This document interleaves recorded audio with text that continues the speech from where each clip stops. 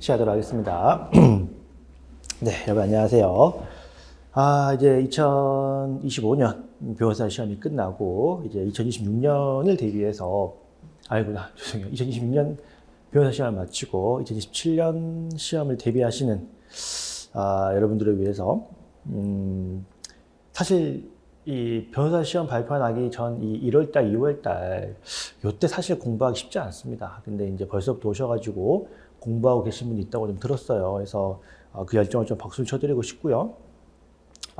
저는 이제 한림법학원에서 작년부터 변호사 형사법을 강의하고 있는 박주현 변호사라고 합니다. 사실 이게 정식 커리 OT가 아니기 때문에 뭐 제 소개를 하고 커리를 소개하고 하는 건 조금 무리할 것 같아서 이제 요 강의는 그냥 제가 딱 필요한 것만 좀 설명을 드리고 정식 인사는 따로 좀 드려야겠죠. 그리고 이제 사실 저희 작년 1년 무사히 커리를 마치고 또 우리 공부하신 분들도 좋은 시도 많이 줘가지고 감사하기는 한데 사실 저는 이제 원래 이 노량진, 또 신림동 이쪽에서 이제 공무원, 법원검찰, 경찰 간부 승진 이런 강의하는 사람이었는데 작년에 처음 이제 변호사 강의를 하면서 저도 새롭게 공부를 많이 하기도 하고 또 준비도 많이 했습니다만 본질, 변호사 시험의 본질은 제가 사회 출신이니까 10년이 지난 지금도 크게 다르지 않은 것 같아요. 근데 다음에 정식으로 이제 제가 이렇게 인사를 드릴 때 꼭 말씀을 드릴 텐데, 너무 선택형을 좀 공부해서 차순위로 미루는 경우가 좀 없지 않아 있는 것 같아요. 그래서 근데 요 중요도는 좀 시간이 걸리는 문제여가지고 한번 차차 말씀드리는 것으로 하고요.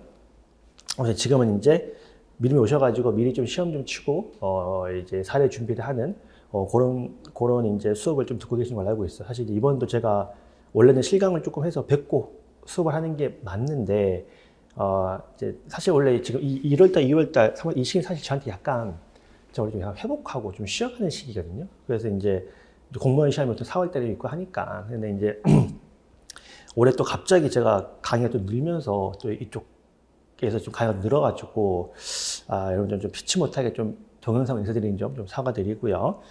이제 뭐 참석반이 혹시 계시면 그거 따로 가서 뵙고 또 수업 참석을 할 테니까 걱정할 필요 없을 것 같습니다. 그래서 이제 요 사례에 대한 해설 정도만 이제 동영상으로 좀 인사를 좀 드리겠습니다. 그러면 뭐 바쁘신 분들을 위해서 바로 이제 문제 한번 들어가 보겠습니다. 먼저 1회차 해설부터 시작을 해보겠습니다.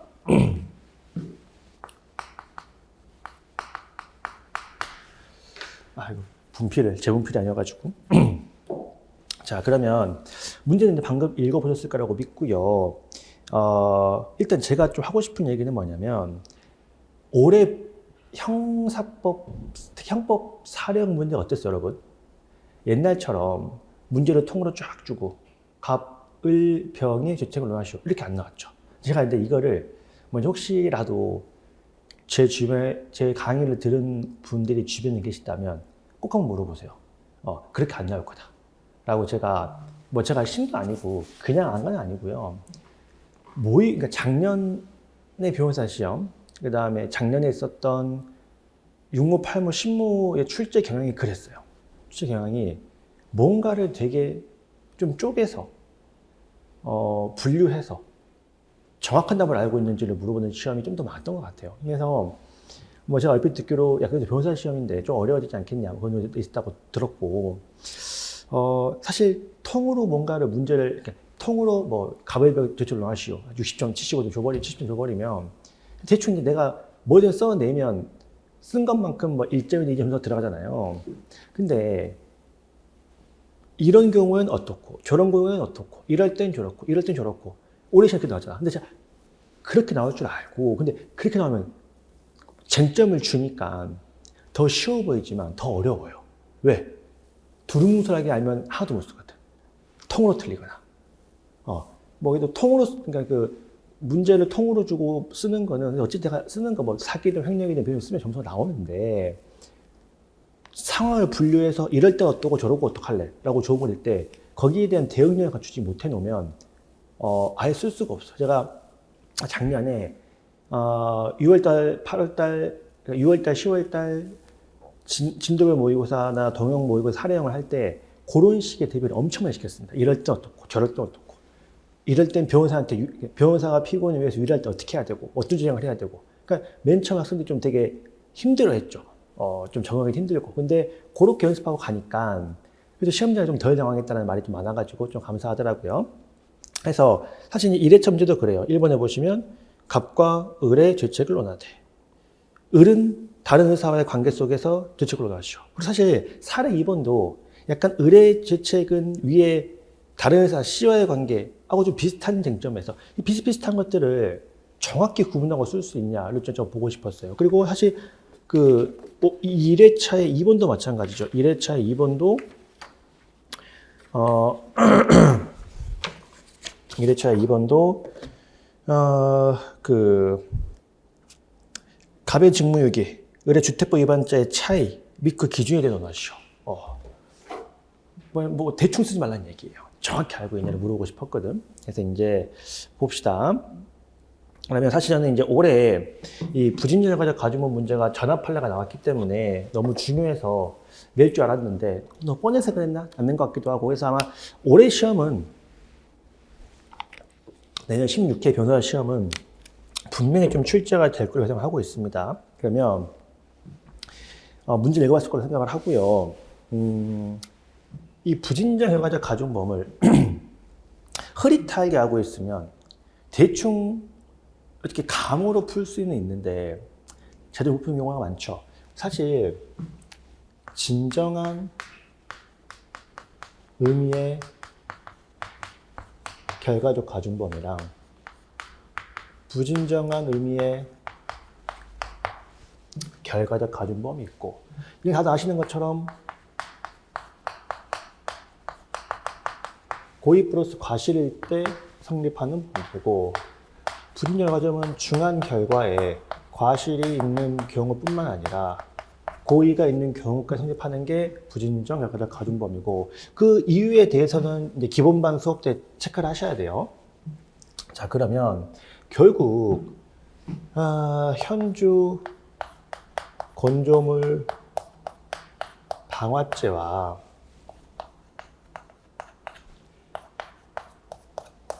고의의 살인죄가 발생했을 때 나는 지금 고의로 살인했단 말이야.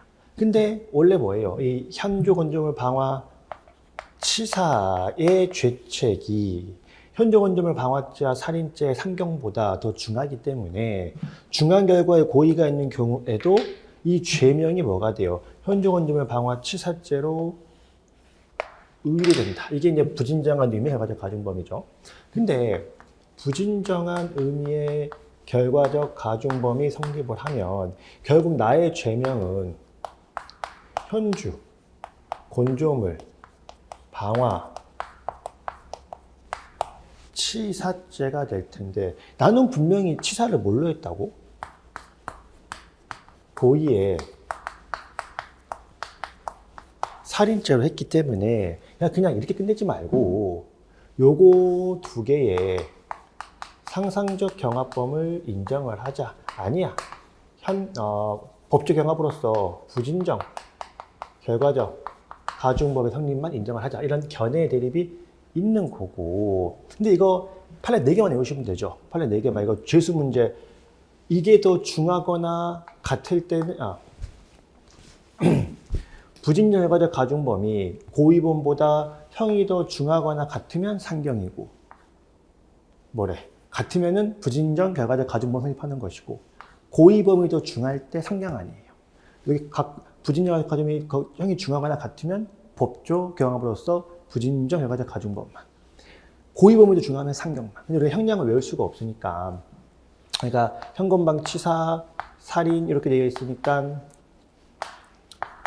형이 더 중하니까 요건 이제 굳이 살인죄 인정할 필요 없이 부진정, 결과적, 가중범만 성립하는 것이고 여기에 뭐뭐가 있어요? 뭐뭐가 있어요?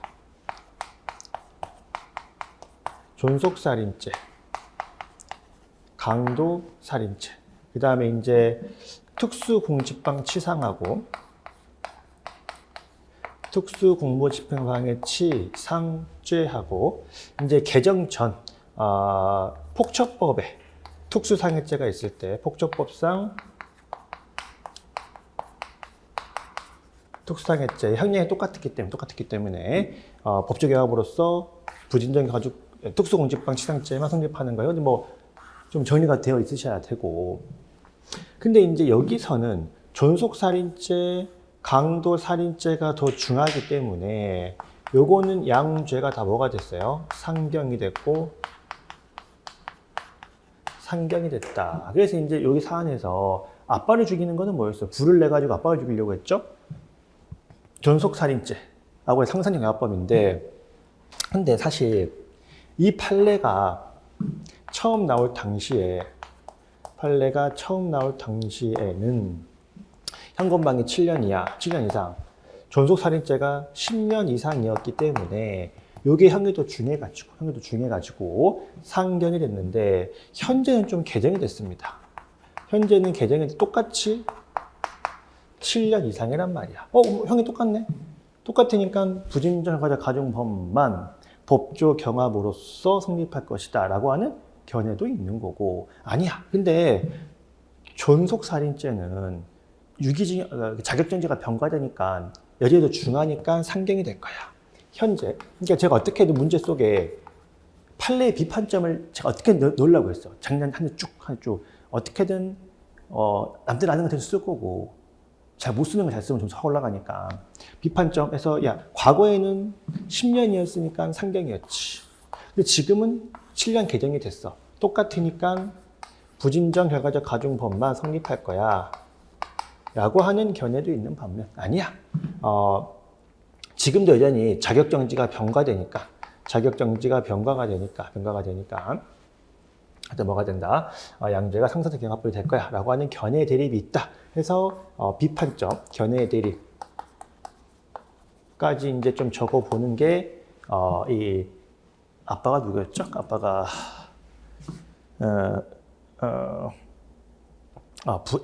A에 대한 죄책이 되겠죠.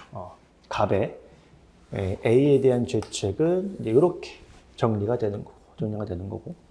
근데 여러분, 지금 이런 죄수 간의 문제는요, 우리가 흔히 얘기하는 뭐 진정 결과적 가중범이든 부진정 결과적 가중범이든, 우리 대표적인 결과적 가중범 상해, 치사, 부진정 현건방, 치사, 이런 것들은 기본적으로 행위 몇 개예요, 여러분? 행위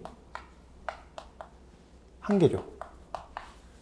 하나의 행위는 때렸을 뿐인데 맞아 죽었다. 나는 불냈을 뿐인데 불도 내고 사람도 죽였다. 기본적으로 행위가 하나야. 하나니까 뭘 논의하는 거예요? 상상적 경합범을 논의하는 거란 말이야. 그럼 바꿔 말하면 행위가 여러 개면 다시 뭘로 가야 돼요? 실형으로 가야 돼요. 문제에서 B를 죽일 때는 방화도 했죠. 근데 아빠는 기절해 있으니까 방화만 해도 불에 타 죽어요. 바로 하나의 행위만 가지고 뭐까지 간 거야? 존속하는까지 간 거죠. 반면에 B는 불을 냈는데 뛰쳐나왔단 말이야. 근데 못 나오게 문으로 막아선 행위, 요게 뭘로 갔어요? 요게 살인죄로 간 거야. 그러면 방화라고 하는 1행위가 있었고 막아섰다라고 하는 2행위가 겹쳤기 때문에 요거는 사람이 있는데 불냈네, 현주건조물 방화죄, 그리고 이때 죽었네, 행위는 따로따로네. 그러니까 이거 두 개는 뭐가 된다? 실체적 경합범이 성립한다 라고 이제 보는 것이 B에 대한 죄책이죠. 그래서 사례 1번에서 갑이 A에 대한 죄책은 현건방 치사하고 존속살인죄, 과거의 판례에 따르면 상사적 경합범, 지금 판례에 따르면 지금의 법칙에 따르면 논쟁은 있다. B에 대한 살인죄는 현종원종을 방화죄하고 살인죄의 실체적 경합범이 된다. 자, 근데 여기서 갑의 죄책을 하나 더 논의할 필요는 있죠. 갑의 죄책 같은 경우에는 사실 얘는 아버지를 죽이고 보험금을 타려고 이 일을 꾸몄단 말이야. 근데 이제 사실 우연한 사고로 아빠가 사망을 해야 내가 보험금을 타는 건데 보험 사고를 내고 보험금을 청구하는 거는 기본적으로 보험,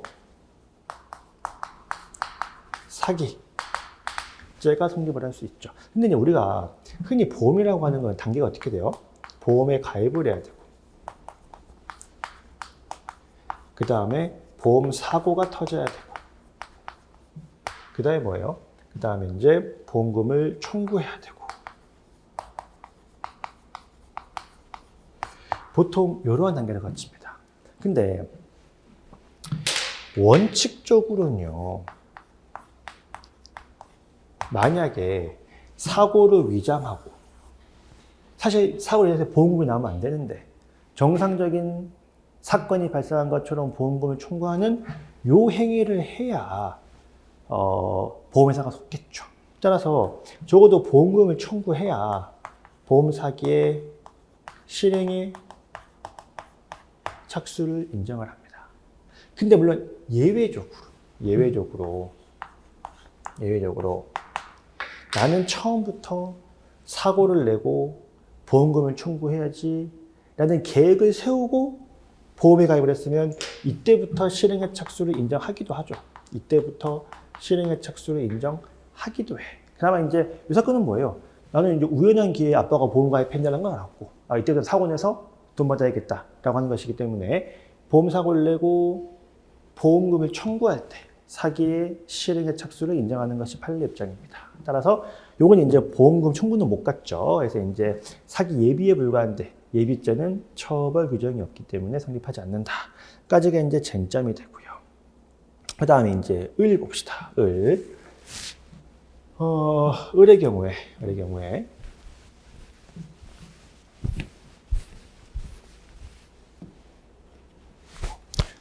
자, 우리가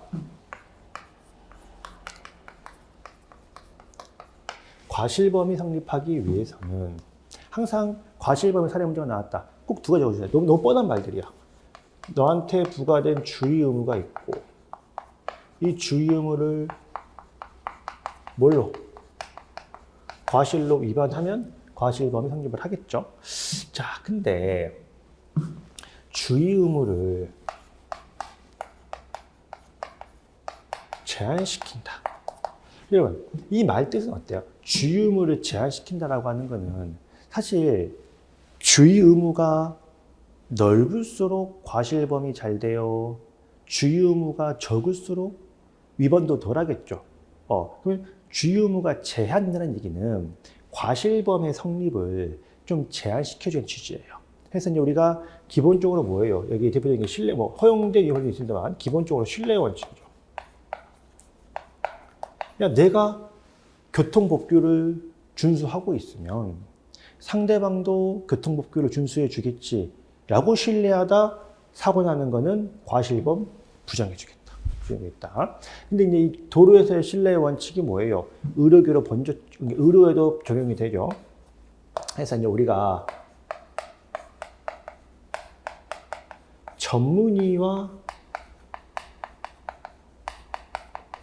전문의끼리 서로 의견을 주고받는 거는, 야, 아무리 전문의 갑 자신의 환자라고 하더라도 나는 내과 전문인데 이 환자의 어떤 뇌에 관해서 신경과 전문의한테 야, 요거 좀 봐줘 라고 이렇게 부탁을 해서 신경 전문의가 상태가 요러하네 요렇게 회신을 주면 물론 이 내과 전문의가 이 회신을 바탕으로도 해서도 이걸 그대로 믿지 않고 혼자 이것저것 좀 더 알아보는 성의를 보이면 더 좋기는 하겠지만 모든 상황에서 다 그럴 수가 없잖아. 나는 이 회신을 괜찮겠다 이 말을 그대로 신뢰를 했는데 사실 이 회신 내용이 잘못된 거였어. 그럼 내과 전문의는 이 잘못된 회신을 신뢰한 것에 대해서 책임을 져야 되나? 판례 그렇지 않다는 거죠. 왜? 야, 아무래도 뇌는 뭐 얘가 더 잘 보겠지. 얘가 신경과 전문인데. 그러니까 요 회신을 신뢰하는 거는 설령 이 회신에 잘못된 내용 때문에 잘못된 결과가 발생했다고 하더라도 내과 전문의의 과실은 부정이 된다. 신뢰할 만하다. 반면에 이제 막 인턴을 들어온 수련이 아무것도 모르는 이제 대학 수업 마치고 실무 처음 뛴 애가 들어왔어. 얘한테 믿고 맡기면 돼요, 안 돼요? 그건 안 되지. 얘의 과실은 곧 담당자인 나의 과실이야. 이건 우리가 뭐라 그래요? 여기는 이제 수직적 관계. 이렇게 이러한 관계를 수직적 관계, 이러한 관계를 수평적 관계라고 부른단 말이야. 그래서 우리가 이제 수평적 관계에서의 회신은 신뢰에도 과실이 없다. 신뢰 원칙이 된다. 근데 수직적 관계에서는 아직 부하 직원 말 신뢰하지 말고 네가 계속 뭐 해야 된다. 지휘 감독을 해야 된다.까지가 이제 쟁점이 되고, 다만 하나 더 가야죠. 수직적 관계는 아까쯤에 원칙적으로 뭐다? 원칙적으로 신뢰 원칙이 적용되지 않기 때문에 과실범위 성립을 하겠죠. 수평적 관계에서는 신뢰 원칙이 적용이 되니까 과실이 성립하지 않겠죠. 근데 수직적 관계는 뭐야? 이제 예외적으로 이 의료 업무가 크게 어려운 업무가 아니야. 단순히 고지의문한 설명의문한 말이야. 완전히 위임이 가능했고 실제로도 완전하게 위임이 됐다. 요 요건이 갖추어지면 이럴 때는 뭐예요? 이럴 때는 또 과실을 부정하는 게 판례 입장. 그래서 이제 제가 이제 병시 대비를 강조하고 이런 거예요. 이렇게 군데군데에 개별 쟁점들이 있는 케이스들을 좀 꼽아가지고 대비를 할까 합니다. 올해 일문에 그 대표자의 배임 행위에 대해서 상대방의 선이야기, 이거 다 준비했던 것들, 시험지 다 나왔던 것들입니다. 제가 준비했던 것들, 그게 딱 내게 좋거든. 유통됐냐 안 됐냐, 등등 해가지고. 그래서 딱 나누기 좋은 것들, 이런 것들이기 때문에 꼭 챙겨보시면 되겠고요. 제가 이제 원래 내고 싶은 이거였었고, 시험 때. 낸 김에 제가 이제 그 밑에 문제 이번에 붙인 거예요. 그럼 이제 따지면 의사하고 간호사. 그럼 볼 것도 수직이죠. 수직적 관계인데, 그러면 의사는 간호사를 기본적으로 지휘 감독을 해야 되는데, 그러면 간호사가 의료행위를 할 때 항상 옆에 붙어가지고 일일이 지휘 감독을 해야 되느냐, 항상 간호사의 의료행위에 참여를 해야 되느냐. 근데 사실 여러분, 이거 불가능하죠.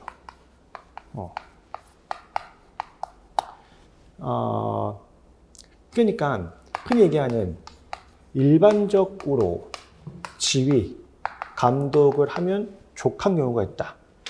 그래서 좀 간이한 것들, 조금 간단한 사이드 인젝션 방식의 정맥 주사라든지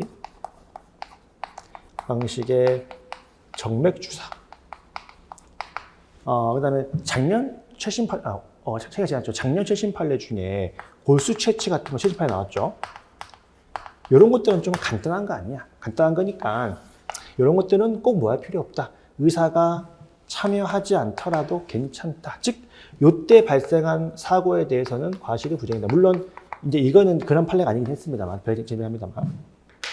반면에 의사의 참여가 꼭 필요한 게 있어요. 아무래도 중요한 의료행위. 이제 사안에처럼 뭐예요? 사실 이제 혈액봉지 교체 같은 건 사실 좀 우리가 보기에는 좀 쉬운 업무 같긴 하거든요. 근데 이제 반드시 이건 좀 중요해서 의사만 하도록 되어 있는 업무인가 봐. 이런 걸 맡기다가 사고 내는 거는 또 누구의 과실이기도 하다. 의사의 과실이기도 하다. 이렇게 해서 구분해가지고 볼 수 있는 걸 좀 보는 문제였습니다. 그래서 이제 그렇게 해서 1회차 1문 마무리가 됐고요. 2문 있었죠. 지금 봅시다. 이제 물론 이제 올해 부작위범 같은 경우에는 보증인지, 그러니까 이문설에 따랐을 때 보증인지에 대한 착오는 구속 요건에 대한 착오다가 출제가 됐는데, 저는 이제 개인적으로 이게 나올 줄 알았거든, 부작위범 쪽에서는. 그래서 이제 내년에 또 나올 수 있으니까 한번 봅시다. 역시 사실 이것도 마찬가지죠. 이것도 부작위범을 흐릿하게 알고 있으면 하나도 못 씁니다. 자, 근데 우리 부작위범을 할 때요, 맨날 하잖아. 진정. 이거 가야겠다.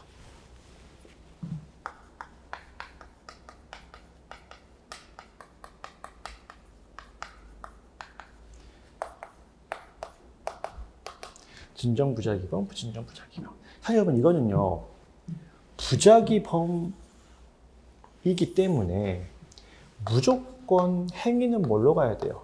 무조건 행위는 부작위로 해야 되는 건 고정값이에요. 부작위로 해야 되는 건 고정값입니다. 근데 우리가 흔히 진정 부작위범이라고 하면 뭐가? 구, 성, 요, 건. 구속 요건이라고 하는 거는 법 조문의 형식이. 야, 이거는 아니하면 범죄야. 아니하면 범죄야. 그래서 퇴고 의무에 응하지 아니하면 범죄. 이거는 안 하면 범죄다라고 구속 요건부터도 부작위를 하면 범죄가 되도록 되어 있는 거를 내가 부작위로 할 때 진정 부작위범. 반면에 사람을 살해하면 범죄야. 사람을 살해하면 범죄야. 사람을 살해한다라는 거는 뭘 해야 범죄가 되거든. 근데 이건 뭘로 하겠대? 부작위로 하겠대. 이거 이상한데 뭐예요? 부진정 부작위범이죠. 그래서 사실 진정 부작위범이나 부진정 부작위범이나 다 부작위범, 우리가 집에서 나가라고 했는데 친구들끼리 놀고 있는데 내가 갑이랑 싸워서 갑한테만 나가라고 했어. 근데 다른 친구 일병은 나만 안 했어. 그러면 이제 안 나가면 갑만 범죄고 안 나간 일과병은 범죄가 아닌 거잖아. 그럼 왜 갑은 나갔어야 돼? 왜 갑만 범죄가 돼? 그게 이제 뭐가 있다? 흔히 너가 나갔어야 되는 보증인 지위에 있었기 때문에 이 보증인 지위에 따라서 네가 하지 않으면 범죄가 됐으니까 자기 의무가 발생을 하니까 이 자기 의무를 이행하지 않으면 범죄가 성립하는 것이 부작위범이죠. 자, 그러면 사실 진정 부작위범은 조문에서 알려줘요. 조문에서 야, 너 안 나가면 범죄니까 빨리 나가 라고 해서 이 자기 의무를 파악하는 게 매우 쉬워요. 명확해요. 야, 이거 너한테 분명히 자기 의무 생겼다. 근데 부진정 부작위범은 야, 하면 범죄라며. 안 하면 범죄란 말이 없어요. 근데 왜 내가 안 했다고 범죄야? 이게 되게 불명확하단 말이야. 그래서 똑같이 이 부진정 부작위범도 당연히 자기 의무가 필요한데 도대체 이 자기 의무는 언제 발생하는 거야와 관련을 해가지고 판례 표현이 어떻게 돼요? 이 자기 의무는 법적인 자기 의무여야 하고 도덕적, 종교적 의무는 제외가 되지만 법적인 자기 의무라면은 법률 행위, 그다음에 선행 행위, 신의칙. 사실 좀 그래요. 신의칙상 자기 의무와 도덕적, 종교적 자기 의무의 차이는 모르겠어. 그래서 판례 표현은 그러하니 신의칙상 자기 의무도 인정을 하는 것이 판례 입장이고 이걸 이행하지 않으면 부진정 부정하는 것이고 또 너는 원래 이거는 자기로 하는 것인데 이걸 부작위로 하는 것이기 때문에 이걸 두 개를 똑같이 평가할 수 있는 행위, 정형의 동가치성을 요구하는 거고 요거는 그냥 판례가 정하는 거죠. 판례가 보고 이만하면 동가치가 있다 없다라고 정한단 말이야. 자, 요게 이제 우리가 부진정 부작위범과 진정 부작위범을 따지는 판례 입장입니다. 그래서 이게 이제 흔히 말하는 형식사. 야, 조문 형식이 부작인데 부작위로 해서 진정 부작위범. 조문 형식이 작인데 부작위로 해서 부진정 부작위범. 반면 이제 뭐 실질설이라고 해가지고 이제 부작위로 행위하면 부작위범 이렇게 보는 게 있는데 이건 뭐 안 적어도 괜찮고. 그래서 판례 입장 형식상만 잘 적어도 괜찮은 거고요. 자, 그렇게 따지면 올라가면 야, 건축물 철거해야지 라고 행정청이 명했는데 철거하지 않으면 건축법 위반이 되죠. 철거하지 아니하면 범죄가 되니 의뢰주택법 위반죄는 조문부터가 부작위범. 실제로도 철거 안 한 부작위범. 그러니까 뭐가 되고 진정 부작위범이 성립하는 것이고 반면에 직무유기죄는 견해의 대립은 있어요. 학계에서. 야, 이거 직무유기 공부를 해야 되는데 공부 수행을 안 하고 가만히 있으면 범죄 아니야? 이거는 진정 부작위범 아니야? 라는 견해도 있습니다만 판례는 이거 뭐야? 근데 추상적인 충고임을 테마는 일체의 모든 경우를 말하는 것이 아니고 의식적인 포기와 같이 직장 이탈 이쯤 해야 뭐라는 거야? 직무유기란 말이야. 이거는 뭔가 내가 사우나 하러 가고 골프 치러 가고 이렇게 해야 뭐가 된다. 직무유기. 그래서 그래서 진정 부작위범은 뭔가를 일을 안 하고 딴 거를 해야 성립하는 걸로 고려한 건지 판례는 이 직무유기죄를 부진정 부작위범으로 고려하고 있습니다. 판단하고 있습니다. 직무유기죄는 기본적으로 항상 부진정 부작위범 물론 이제 견해대로 있다고 했어요. 그건 이제 정리를 하죠. 차이 및 기준. 차이는 직무유기는 부진정 부작위범이다. 주택법 위반은 진정 부작위범. 차이가 있다. 그럼 기준이 뭐냐? 형식설, 실질설 대립이 있으면 판례는 기본적으로 뭐예요? 형식이 부작인데 실제로 부작했다 진정 부작위범, 형식이 작인데 진정 부작위범으로 가는 것이 그 기준이다. 대신에 부진정 부작위범 경우에는 자기 의무가 좀 불확실해서 자기 의무의 발생 근거는 이러한 걸 거쳐야 되는 것이고 행위적인 동가치상을 고려해서 따진다까지가 이제 양자의 차이가 되겠습니다. 그래서 이렇게 이제 한번 1회차를 풀어봤습니다. 총 2월달 중에 5회차로 진행을 알고 있어요. 그래서 조금 이제 어쨌든 조금 제시를 염두에 두고 오시는 거니까 평소에 공부하셨던 거랑은 조금 쟁점이 다를 수도 있고 익숙치 않을 수도 있어요. 근데 올해 변신 익숙했어요? 나 익숙하지 않던데. 근데 참고로 이 형사법의 이런저런 문제 수준이 되게 올라가고 있거든요. 올라가고 있어서 좀 이러한 것들에 대해서도 충분히 좀 대비를 하셔야 된다. 공부할 게 많으신 건 알고 있지만. 근데 기본 법리가 탄탄하면요. 문제 흔들리지 않거든. 근데 야매스럽게 공부를 하면 내가 보지 않았던 게 나오면 아예 쓰지는 못해요.